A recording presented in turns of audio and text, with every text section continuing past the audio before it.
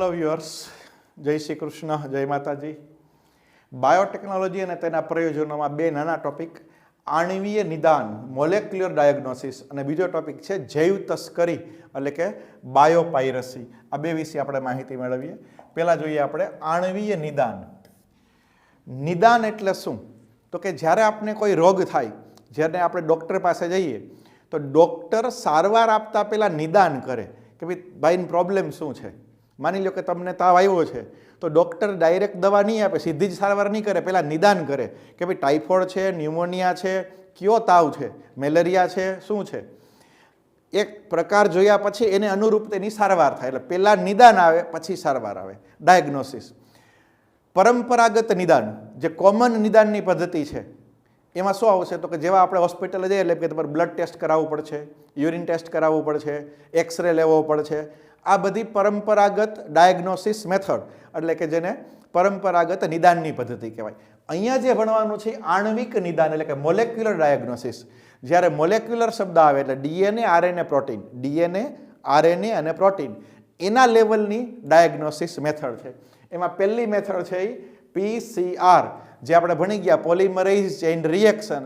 અને એક વસ્તુની ખબર જોવી જોઈએ કે અત્યારના રિસન્ટ યુગની અંદર જેનાથી આપણે બધાય પરેશાન છીએ, કોવિડની નિદાન કસોટી પણ PCR, RT-PCR ટેસ્ટ, જેનાથી COVID-19 એનું નિદાન થઈ શકે છે. તો PCR ટેસ્ટ શું કામ? PCR શું છે તો કે પોલિમરેઝ ચેઇન રિએક્શન.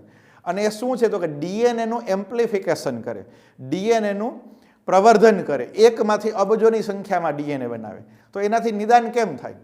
તો કે જ્યારે કોઈ પણ રોગકારક, આપણે વાયરસની જ વાત કરીએ, જ્યારે આપણા શરીરમાં દાખલ થાય, માની લો કે આજે મને વાયરસનું ઇન્ફેક્શન લાગ્યું તો મને અત્યારે ન ખબર પડી જાય કે ભાઈ વાયરસનું ઇન્ફેક્શન લાગ્યું. એ વાયરસ શરીરમાં એની વૃદ્ધિ કરે, આપણા શરીરના કેટલાય કોષોને અફેક્ટ કરે. કોરોના વાયરસ છે તો આપણા ફેફસા ઉપર હુમલો કરે, ફેફસાને અસર કરે, ગળાને અસર કરે, રેસ્પિરેટરી ટ્રેક છે એને અસર કરે. અને એ વધુ પડતી અસર થઈ જાય પછી આપણા શરીરમાં સિમ્ટમ્સ દેખાય કે તાવ આવે, ઠંડી લાગે, ઉધરસ થાય, શરદી થાય, માથું દુખે, અલગ અલગ બધામાં સિમ્ટમ્સ હોય. જ્યારે આપણે સિમ્ટમ્સ દેખાય ત્યારે આપણે ડૉક્ટર પાસે જઈએ. પણ સિમ્ટમ્સ નથી અને શરૂઆતના તબક્કામાં જ નિદાન કરવું હોય તો PCR ટેસ્ટ ઉપયોગી છે. કઈ રીતે? તો કે કોઈ વ્યક્તિને કોરોનાનો ચેપ લાગેલ છે અને હું એ વ્યક્તિના સંપર્કમાં આવ્યો, ખાલી સંપર્કમાં જ આવ્યો છે, મને કાંઈ હું તંદુરસ્ત લાગુ છું. સંપર્કમાં આવવાથી આપણે ખબર કે કદાચ વાયરસ મારા શરીરમાં આવ્યો હોય. હવે એવે વખતે જો નિદાન કરવું હોય તો હજી વાયરસનો ગ્રોથ ના થયો હોય શરીરમાં, ગ્રોથ ના થયો એટલે એનું ડીએનએ તમને એટલું બધું મળે નહીં, તો એ ટેસ્ટ છે કે તમને જોવા ના મળે, કે ખબર ના પડે, જે નિદાન છે એ ખોટું આવે. તો ત્યારે જ્યારે એ શંકાસ્પદ વ્યક્તિ લાગે કે કદાચ લાગતો હોય તંદુરસ્ત પણ કદાચ એને ઇન્ફેક્શન લાગ્યું હોય તો એનું બ્લડ સેમ્પલ લઈએ અને એનું જે ડીએનએ છે એનું એમ્પ્લિફિકેશન કરવામાં આવે. એનું ડીએનએનું શું કરે? એમ્પ્લિફિકેશન. કોના દ્વારા થાય? PCR દ્વારા. એટલે અબજોની સંખ્યામાં ડીએનએ બને.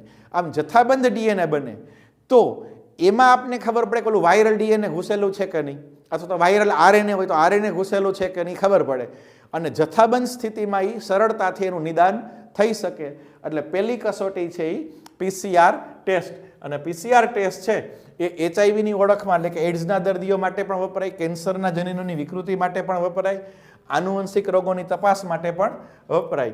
તો આ PCR ટેસ્ટનો ઉપયોગ એ આણ્વિક નિદાન માટે થાય. અને આપણે ભણી ગયા, આમાં કોર્સમાં નથી પણ છતાં કોમન સેન્સ યાદ રાખવું કે કોવિડના નિદાન માટે પણ PCR ટેસ્ટ છે એ ઉપયોગી છે. બીજું છે ઓટો રેડિયોગ્રાફી. બીજું શું છે? Auto radiography. ઓટો રેડિયોગ્રાફી છે એ તંદુરસ્ત જનીન અને વિકૃત જનીન એના નિદાન માટેની પદ્ધતિ છે. માની લો કે આપણા શરીરનું કોઈ એક તંદુરસ્ત જનીન છે, આ જનીન છે જેની ઉપર ન્યુક્લિયોટાઇડનો ક્રમ ACGGTCCAG, આ તંદુરસ્ત જનીન છે. આ તંદુરસ્ત જનીન છે, આ એનો ન્યુક્લિયોટાઇડનો ક્રમ છે. હ્યુમન જીનોમ પ્રોજેક્ટ, મનુષ્યના બધા જ જનીનની આપણે ઓળખ કરી ચૂક્યા છીએ. ઉપરાંત એમાં જે ન્યુક્લિયોટાઇડની સિક્વન્સ છે એ પણ આપને ખબર છે. તો આપણા તમામ જનીન એમાં ન્યુક્લિયોટાઇડની સિક્વન્સ શું છે, કે એ પછી શું આવે, જી પછી શું આવે, એ ઓલરેડી આપણી પાસે ડેટા છે હ્યુમન જીનોમ પ્રોજેક્ટનો. એટલે માની લો કે આ મનુષ્યનું તંદુરસ્ત જનીન છે, એમાં સિક્વન્સ આ છે. તો આના માટેનું એક નાનકડું ડીએનએ પ્રોબ બનાવવામાં આવે. ડીએનએ પ્રોબ એટલે આને પૂરક હોય. જી હોય તો સી, જી હોય તો સી, ટી હોય તો એ અને સી હોય તો જી. એક નાનકડો ટુકડો બનાવ્યો, જેમ આપણે કેમ પ્રાઇમર બનાવતા, રેપ્લિકેશનમાં આરએનએ પ્રાઇમર હોય, પીસીઆરમાં ડીએનએ પ્રાઇમર હોય, એમ એક આવું નાનકડો ટુકડો બનાવે. આને પ્રોબ કહેવાય, ડીએનએ પ્રોબ. આને શું કહેવાય? DNA probe. જે આને કોમ્પ્લિમેન્ટરી હોય. આ જે જનીન છે એને કોમ્પ્લિમેન્ટરી છે એના કોઈ પણ ટુકડાને. હવે આ પ્રોબ છે ને રેડિયો એક્ટિવ હોય. એ કેવો હોય? Radio active. એની અંદર ફોસ્ફરસ હોય તો એ રેડિયો એક્ટિવ હોય, સલ્ફર હોય તો રેડિયો એક્ટિવ હોય. આપણે 6થા ચેપ્ટરમાં શીખી ગયા હર્શી અને ચેઝનો પ્રયોગ, કે જે ડીએનએ દાખલ થાય છે બેક્ટેરિયોફેઝમાંથી બેક્ટેરિયામાં, એમાં આપણે ફોસ્ફરસ અને સલ્ફરનું લેબલિંગ કર્યું હતું રેડિયો એક્ટિવ. તો એમ આ પણ રેડિયો એક્ટિવ પ્રોબ છે. હવે જ્યારે એને ઓટો રેડિયોગ્રાફી મશીન છે એમાં મૂકવામાં આવે તો આ બે કોમ્પ્લી હોવાને કારણે આમ બે જોડાઈ જાય. સીની સાથે જી, ટીની સાથે એ, જીની સાથે સી અને જીની સાથે સી. એટલે આ બંને જોડાઈ જાય એટલે ડીએનએ બની ગયું. આ ડીએનએ બની ગયું. અને એ જ્યારે ઓટો રેડિયોગ્રાફીમાં મૂકો એટલે એમાં ઇમેજ ઉત્પન્ન થાય, એટલે ચિત્ર જોવા મળે. ઓટો રેડિયોગ્રાફીમાં એનું ચિત્ર જોવા મળે. હવે માની લો કે આ જનીન વિકૃત છે, હું અહીંયા એ વિકૃત જનીન બનાવું. A C, G T, T C C અને એ જી.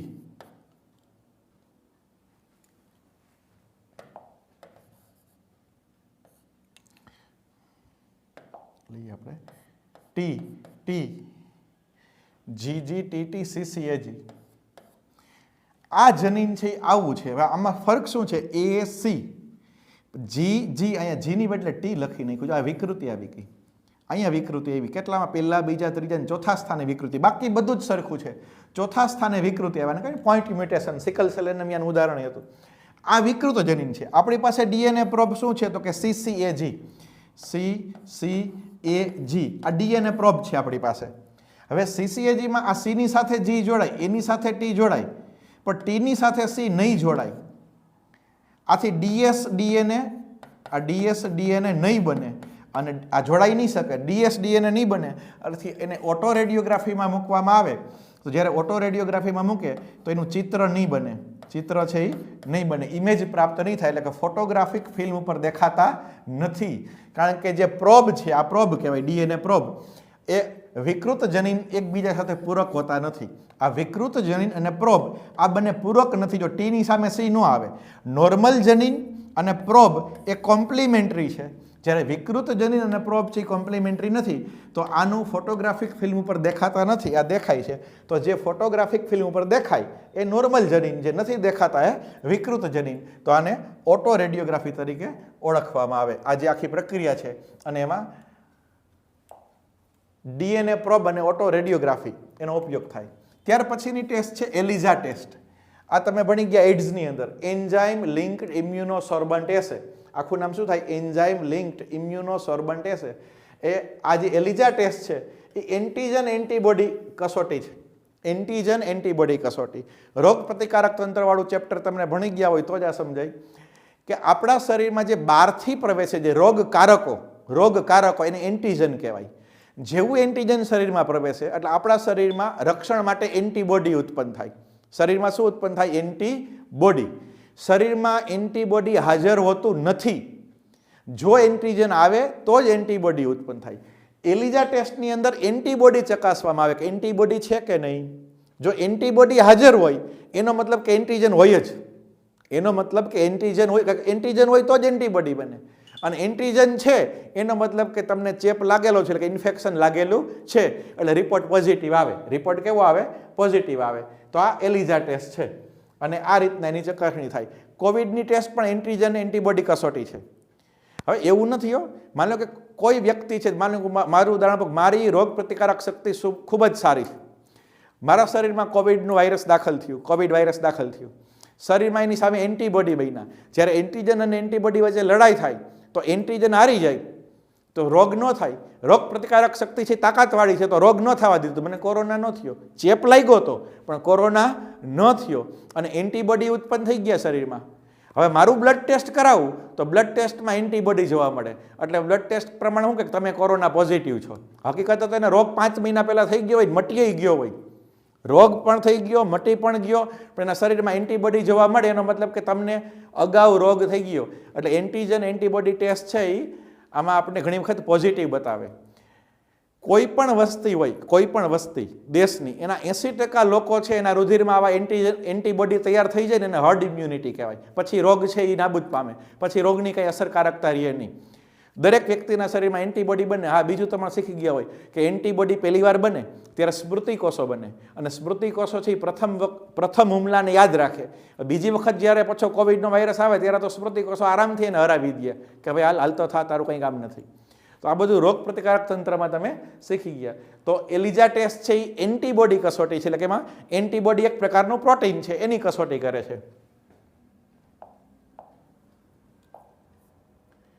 ત્યાર પછીનો ટોપિક છે જૈવ તસ્કરી, બાયોપાયરસી. પાયરસી એટલે તસ્કરી, તસ્કરી એટલે ચોરી. જે વસ્તુ ઉપર જે લોકોનો હક છે, એનો અધિકાર છે, એને પૂછ્યા વગર આપણે એનો ઉપયોગ કરીએ ને એટલે ચોરી કરી કહેવાય. એને શું કર્યું કહેવાય? ચોરી કરી કહેવાય. હવે દાખલા તરીકે તમને સાદું સમજાવું, આમાં આપણે કોન્સેપ્ટ સમજવો તસ્કરીનો, આ પછી ભણીએ. કે આપણું બોલિવૂડ છે એમાં સલમાન ખાન છે 100 કરોડના ખર્ચે કોઈ મૂવી બનાવે, 100 કરોડ રૂપિયાનો ખર્ચ કરીને એક મૂવી બનાવ્યું. એ મૂવી શું કામ બનાવે? કંઈ સેવા માટે તો નથી બનાવતા. તો કે મૂવી રિલીઝ થાય અને થિયેટરની અંદર બધા મલ્ટીપ્લેક્સમાં મૂવી ચાલે, આપણે એ મૂવી જોવા જઈએ, ટિકિટ લઈએ, તો એ જે ટિકિટના પૈસા છે એના અમુક પર્સન્ટેજ છે એ આ જે ફિલ્મ મેકર હોય એને મળે. તો જેમ જેમ એ ફિલ્મ હિટ જાય એમ વધુ ને વધુ પૈસા એ કમાય, અને એને જે 100 કરોડનો ખર્ચ કર્યો છે, ઇન્વેસ્ટમેન્ટ કર્યું છે, એમાંથી નીકળી જાય, એમાંથી નીકળી જાય. ઘણા લોકોને ખબર છે, આ બધાને ખબર જ હોય કે ઘણી વખત આપણે વેબસાઇટ ઉપરથી કે એવી કોઈ પણ અનનોન સાઇટ ઉપરથી એવા મૂવી ડાઉનલોડ કરી લઈએ અને ડાઉનલોડ કરીને ઘરે આપણે ટીવીમાં જોઈ લઈએ. હવે આપણે કોઈ મફતમાં, કોઈની ફ્રીમાં આવી ઇલીગલ વેબસાઇટ ઉપરથી કોઈ મૂવી ડાઉનલોડ કર્યું, મૂવી ડાઉનલોડ કરીને આપણે એને જોયું, તો એમાં એ ફિલ્મ મેકરને શું ફાયદો? એને ક્યાં પૈસા મળ્યા? તો કે એને પૈસા ન મળ્યા. તો આને ચોરી કરી કહેવાય, આને પાયરસી કહેવાય. આને શું કહેવાય? પાયરસી. આવું કરવું ગેરકાયદેસર છે, આવું કરવું ગેરકાયદેસર છે. જો માની લો કે ભારતમાં બધા જ લોકો કોઈ થિયેટરમાં જાય જ નહીં અને બધા મફતમાં આવી રીતના ડાઉનલોડ કરીને પેનડ્રાઈવ એકબીજાને આપીને આપણે કરીને મૂવી જોઈ લઈએ, તો જેને 100 કરોડનું મૂવી બનાવ્યું એનું તો પૂરું થઈ જાય ને, એને તો કંઈ રૂપિયો મળે નહીં ને, એ તો ભીખ માગતા થઈ જાય પછી. તો એની ઉપર એના રાઇટ્સ હોય કે ભાઈ મફતમાં નહીં જોવાનું, આ ગેરકાયદેસર કહેવાય, તો આને પાયરસી કહેવાય. બાયોલોજીની વાત કરીએ આપણે, તો બાયોલોજીમાં પાયરસી ક્યાં આવે? તો કે જે જૈવિક વસ્તુ છે એની ચોરી થાય. સજીવોની ચોરી કેમ થાય? તો સજીવોની ચોરી થાય. દાખલા તરીકે ભારત છે એની જૈવ વિવિધતા, આખું ચેપ્ટર તમે ભણી ગયા ઇકોલોજીમાં, જૈવ વિવિધતા. તો ભારત જૈવ વિવિધતાથી સમૃદ્ધ છે, જાત જાતની વનસ્પતિ અને પ્રાણીઓ ભારતમાં છે. Asiatic lion, proud of India, કે ગીરના કેસરી સિંહ છે જે, એ આખા વર્લ્ડમાં માત્ર ભારતમાં ગીરમાં જ છે, ગુજરાતમાં છે. હા, આફ્રિકામાં સિંહ છે પણ એ અલગ છે. આફ્રિકાના સિંહ અને આપણા ગીરના જંગલમાં જે સિંહ છે બે અલગ છે. તો આ સિંહ બીજે ક્યાંય નથી, તો એ આપણું પ્રાઉડ છે, આપણી માલિકી છે, ભારતની માલિકી કહેવાય. અમેરિકાવાળી જાપાનવાળા આવીને અહીંથી લઈ જાય સિંહને તો એમ ન ચાલે. તો કઈ રીતે ચોરી થાય? તો કે વિકસિત દેશો છે, અમેરિકા છે વિકસિત દેશ છે, એની પાસે પૈસા છે, એની પાસે ટેકનોલોજી છે, પણ એની પાસે પરંપરાગત જ્ઞાન નથી, રૂઢિગત જ્ઞાન નથી. એ શું કહેવા માંગુ છું તમને સમજાઈ જશે. ભારત છે એ વિકાસશીલ દેશ છે. આપણે હજી પાપા પગલી ભરીએ છીએ, હજી આપણે કેટલાય ગરીબ છે, ઘણાય ફૂટપાથ ઉપર છે, ઘણાય ભીખ માગે છે. એટલે ભારત કોઈ શ્રીમંત દેશ ન કહેવાય. આપણી પાસે હજી ટેકનોલોજી પણ એટલી બધી નથી, એની કમ્પેરિઝન જોઈએ તો ટેકનોલોજીમાં પણ ભારત હજી એટલો બધો આગળ ન કહેવાય. પણ આપણી પાસે પરંપરાગત જ્ઞાન છે, રૂઢિગત જ્ઞાન છે. કઈ રીતે? તો કે જ્યારે આપણે નાના હોય અને આપણે ઉધરસ આવે એટલે આપણા ઘરમાં જે વડીલ હોય, દાદા હોય, દાદી હોય, કોઈ પણ વડીલ હોય, તરત એમ કહે કે ઉધરસ આવે છે ને, અરડુસીના પાન ખવડાવી દો, હળદરવાળું દૂધ પીવડાવી દો એટલે મટી જાય. આને પરંપરાગત જ્ઞાન કહેવાય. જ્યારે ટૂથપેસ્ટની શોધ નથી થઈ ત્યારે આપણા વડવાઓ દાંતણ કરતા કે દાંતણ કરવાથી છે દાંત ચોખ્ખા થાય, મીઠું ઘસવાથી દાંત ચોખ્ખા થાય. જૂના જમાનામાં જ્યારે ટૂથપેસ્ટ નથી ને ત્યારે આપણા બાપ દાદા બધા મીઠું ઘસતા, લવિંગનો ભૂકો કરીને લવિંગનું તેલ ઘસતા. પછી આપણે ફેશનેબલ બની ગયા, નાના કોલગેટ આવીને, સિબાકા આવીને, જાત જાતની બધી ટૂથપેસ્ટ આવી પડી. અને એ જ ટૂથપેસ્ટવાળા પાછા અત્યારે હતા ને ત્યાં આવી ગયા. એ પાછા કે ક્યાં આપકી ટૂથપેસ્ટ મેં નમક હે? क्या आपकी टूथपेस्ट में नमक है? भाई नमक तो અમારા બાપ દાદા મીઠું તો ઘસતા દાંત ઉપર, તમે ટૂથપેસ્ટના રવાડે ચડાવ્યા. તો આ બધું પરંપરાગત જ્ઞાન છે કે મીઠું ઘસવાથી દાંત મજબૂત બને, પછી એમાં દાંતણ કરંજનું કે લીમડાનું કે બાવળનું દાંતણ કરવાથી દાંત મજબૂત બને, આપણે લવિંગનું તેલ છે એનાથી દાંત મજબૂત બને. જે ખેતી કરતા હોય ખેત મજૂરો, ખેતી કરતા કરતા દાંતરડું લાગે, લોહી નીકળે તો એની પાસે સોફ્રામાઇસિન ના હોય, કાલો સોફ્રામાઇસિન લગાવી લઈએ. તો એને ખબર છે કે ત્યાં ખડ થાય, ઘા બાજરિયું કહેવાય, એ ઘા બાજરિયું છે એ લગાવી દઈએ તો લોહી બંધ થઈ જાય, એની ઘા મટી જાય, એને સોફ્રામાઇસિનની જરૂર ન પડે. તો આ બધું, કોઈને પથરી થઈ હોય, કિડની સ્ટોન, તો પાન ફૂટીના પાન ખાવાથી પથરી છે ઓગળી જાય, નાની એવી પથરી હોય તો એ ઓગળી જાય. આ બધું પરંપરા, આને આપણે ડોસી વૈદું પણ કહીએ, ડોસી વૈદું. અને પેઢી દર પેઢી આપણે વારસામાં મળે. આપણે નાના હોય ત્યારે આપણા વડીલ પાસેથી સાંભળ્યું હોય, જ્યારે આપણે વડીલ બનીએ ત્યારે આપણા પછીની પેઢીને આપણે કહીએ, એના પછીની પેઢીને કહીએ. અમેરિકાના ડોસીમાં હોય ને એને એવું કંઈ ન આવડતું હોય. અમેરિકામાં કોઈ છોકરાને ઉધરસ આવે તો એના ડોસીમાં ના ખબર, હળદરવાળું દૂધ પીવડાવાય, એને ઘા બાજરીની ખબર નથી પડતી, એને પાન ફૂટીની ખબર નથી પડતી. એ પૈસાવાળા છે, ટેકનોલોજીવાળા છે, પણ એની પાસે આવું જ્ઞાન નથી. હવે થાય શું કે જ્ઞાન આપણું છે એને અમેરિકાવાળા ચોરી લે, એટલે કે વિકસિત દેશો, વિકાસશીલ દેશોનું જ્ઞાન ચોરી લે, જ્ઞાનની ચોરી થાય. આપણું નોલેજ છે એ ચોરી લીધું, અને એ ચોરી અને એને આધુનિક સ્વરૂપે પ્રગટ કરે, આધુનિક સ્વરૂપે પ્રગટ કરે, અને પાછા આપણી પાસે જ આવે કે લ્યો આ તમે લ્યો. અમે કીધું ને કે મીઠું ઘસવાથી, લવિંગ ઘસવાથી, લવિંગનું તેલ ઘસવાથી કે એનાથી આપણા દાંત મજબૂત થાય, એ આપણને ખબર છે. તો એ લોકો એમાંથી ટૂથપેસ્ટ બનાવે, પછી ટૂથપેસ્ટ એમ કે આ તમે લ્યો, આ 200 રૂપિયાની, આ 500 રૂપિયાની, આપણે મોંઘા ભાવની ખરીદીએ અને આપને લૂંટે. એ રીતના જે ફોરેન કંપની હોય, મલ્ટીનેશનલ કંપની છે, એ આપણે આ રીતના લૂંટી લઈએ. મધનાસી જે છે એના છોડ હોય, આપણે ફળિયામાં વાવી દીધો હોય તો એના પાંદડા ખાવ તો ડાયાબિટીસના દર્દીઓને રાહત થાય. અમેરિકાવાળાએ શું કર્યું કે મધનાસીનો છોડ અમેરિકામાં લઈ ગયા, એમાંથી ટેબ્લેટ બનાવી અને ડાયાબિટીસની ગોળી, કે ભાઈ આ ગોળી ખાવ તો તમને ડાયાબિટીસમાં રાહત થાય. પણ એ ગોળી તમે લ્યો 500-1000ની, એના કરતાં મફતમાં તમે છોડ વાવી લ્યો ને મફતમાં થાય. તો આને તસ્કરી કહેવાય. આને શું કહેવાય? જૈવ તસ્કરી. આફ્રિકાની અંદર એક વનસ્પતિ થાય, આફ્રિકાના જંગલમાં, એ પછી અમેરિકામાં નથી થતી. અને એ વનસ્પતિની અંદરથી, આફ્રિકાના જંગલમાં જે વનસ્પતિ થાય એમાંથી એક બ્રાઝીન નામનું પ્રોટીન બને, જે ખાંડ કરતાં ગળ્યું હોય, સ્વીટનર તરીકે ઉપયોગી છે. એ પ્રોટીન છે. તો અમેરિકાવાળા શું કર્યું? આફ્રિકામાંથી વનસ્પતિ ચોરી આવ્યા, પાયરસી કહેવાય, ચોરી આવ્યા. કારણ કે કોકના દેશની, કોકની માલિકીની વસ્તુ તમે પૈસા વગર લઈ લીધી, પછી એનું જનીન લઈ લીધું એને, આ જે આફ્રિકન વનસ્પતિનું જનીન, જેમાંથી બ્રાઝીન પ્રોટીન બને, અને એ જનીન એને મકાઈમાં દાખલ કરી દીધું, જેને આપણે અમેરિકન મકાઈ કહીએ. અને એ સ્વીટ હોય કારણ કે મારું જનીન દાખલ કર્યું, એ જનીન પરિવર્તિત છે વનસ્પતિ, તો એ અમેરિકન મકાઈ છે, સ્વીટ થઈ ગઈ.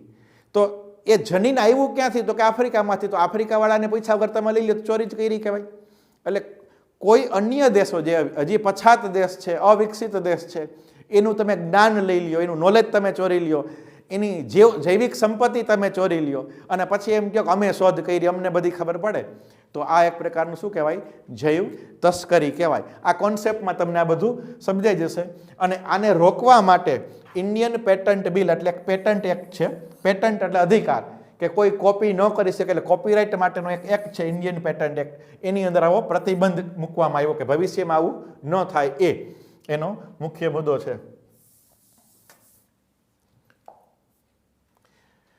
ત્યાર પછી છે બાયોવાર, એટલે કે જૈવિક યુદ્ધ.